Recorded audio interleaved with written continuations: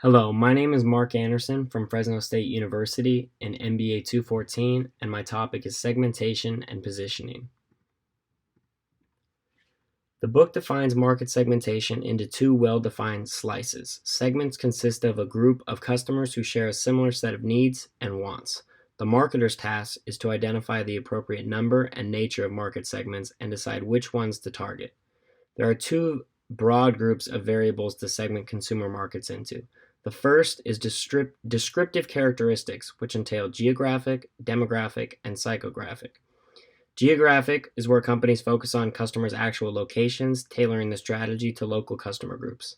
Demographic is easier to identify. Here, marketers look at factors such as age, life cycle, gender, income, race, and culture. Psychographic is where buyers are divided into groups on the basis of psychological and/or personality traits. The second variable is behavioral considerations. Here, marketers divide buyers into groups on the basis of their knowledge, attitude, and response to a product. Marketers will need to look at the needs and benefits of customers. In the textbook, we saw Constellation Brands identify 6 different segments within their own customer base of the wine market. I will touch upon my case study shortly, which has a similar approach. Behavioral considerations will also consider the buyer readiness stage, where some people are either aware or unaware of the product, some are informed, some are interested, some simply desire it, and others intend to actually buy. For market segmentation to be effective, it needs 5 different attributes. First, it has to be measurable. The size, purchasing power, and characteristics of segments can be measured. Second, it has to be substantial. The segments are large and profitable enough to serve. A segment should be the largest possible group worth going after with a tailored marketing program. Thirdly, it has to be accessible. The segments can be effectively reached and served. It has to be differentiable. The segments are conceptually distinguishable and respond differently to different marketing mix elements and programs. And it has to be actionable. Effective programs can be formulated for attracting and serving these segments. After you've segmented and chosen a target market, next is brand positioning. You need to strategically position your brand in the marketplace based on who you've decided to sell to. According to the textbook, positioning is the act of designing a company's offering and image to occupy a distinctive place in the minds of the target market. The goal is to locate the brand in the minds of consumers to maximize the potential benefit to the firm. When choosing a competitive framework, firstly, we need to identify competitors to analyze the competition. Much like a SWOT analysis, a company needs to know its competitors' strengths and weaknesses. Secondly, you need to be able to identify points of difference and points of parity. Strong brands often have multiple points of difference. They need to be desirable to the customer, deliverable to the company, and differentiating from competitors. Knowing your points of parity and points of difference help you communicate your competitive advantage, or your ability to perform in one or more ways that competitors cannot or will not match. All of this together will help you create your brand mantra, a 3 to 5 word articulation of the heart and soul of the brand, and is closely related to other branding concepts like brand essence and core brand promise.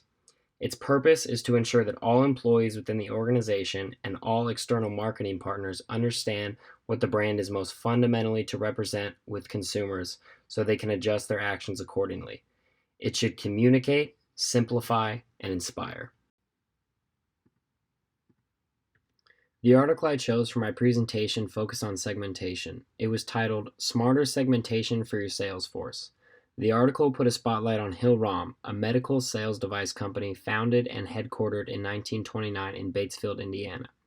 Hillrom operates in 3 segments: patient support systems, frontline care, and surgical solutions. The company offers medical surgical beds, intensive care unit beds, lifts and other patient mobility devices, non-invasive therapeutic products and services, information technologies and software solutions, and medical equipment management and services, as well as sells equipment service contracts for its capital equipment. For those of you that are interested, the company is publicly traded, and its closing share price on Friday, November 1st was $107. Its major competitors are Stryker, GE Healthcare, and Electromed. From a brand positioning standpoint, its brand mantra is advancing connected care. A seasoned company in its maturity phase, Hillrom was not doing anything wrong from a fundamental perspective. In fact, business was doing well. But when new CEO Ernest Wasser took over in 2001, he uncovered some segments of the business that were not desirable to propel future growth. They faced slowing revenue growth over the past few years and increased competition. Traditional revenue growth strategies were not working as well, such as product line extension and strategic acquisitions, and they saw customers were beginning to consider lower end, lower priced alternatives. Simply put, Hillrom needed to demonstrate to its customers how its premium products and services could yield a higher return on their investments, lower through lower labor costs, improve caregiver safety, and better patient outcomes. The new plan was to invest in R&D to support product innovation and focus on the sales division.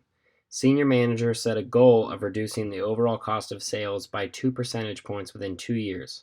Another major objective was to develop a sales structure that would support new growth through both internal development and mergers and acquisitions. Through extensive research, Hillrom was able to identify 2 different segments within their own customer base.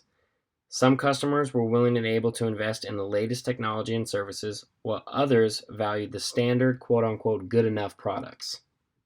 These segments were differentiated into 2 key groups, key and prime customers, based on overall similarities of needs and priorities. 2 separate sales forces reporting to the same senior sales manager would serve each customer group. To address their goal of lowering overall sales costs by 2 percentage points, a time and cost analysis revealed that the company was making a significant effort to sell and serve both segments in the same manner, resulting in high overall sales costs. Thus, 2 different segmentation and selling strategies for them were implemented. The first is key customers, the more substantial of the 2. Key customers have far higher total capital expenditures on medical products.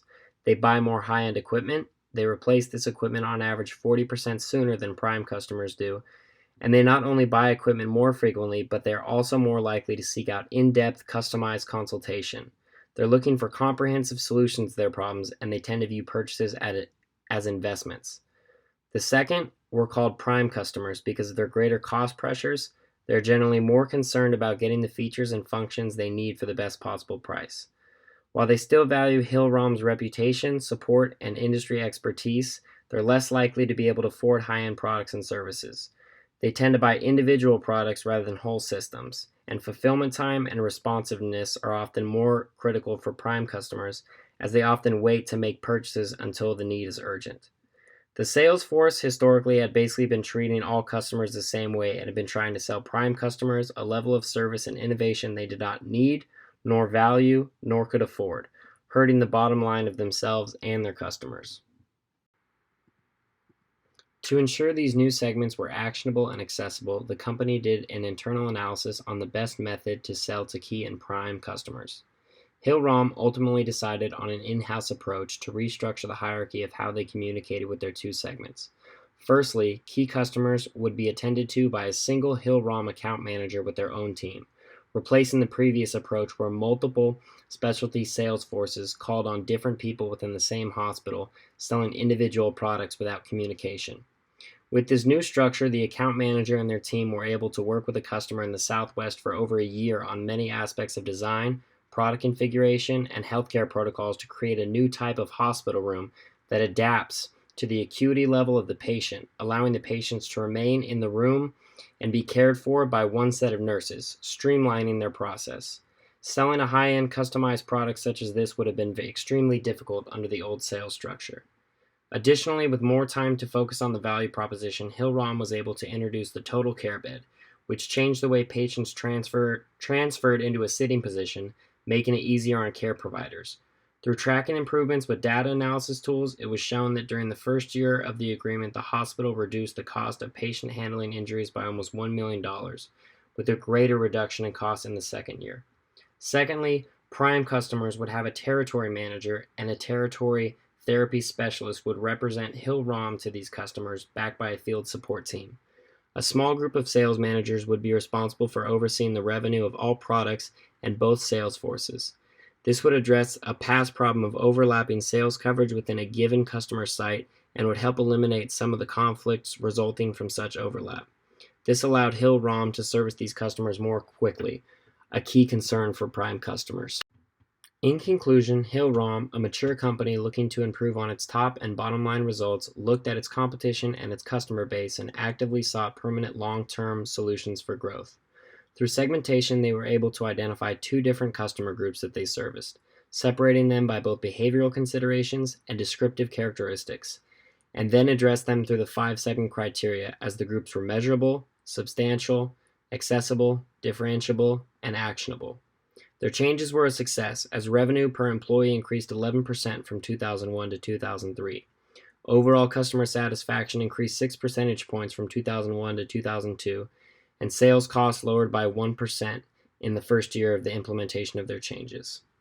My questions now for the listeners is, which of these two business segments that Hill-Rom identified seem more substantial? Prime or key? And 2, can you find an additional example of a mature company changing its segmentation strategy so late in its business cycle? Thank you for listening.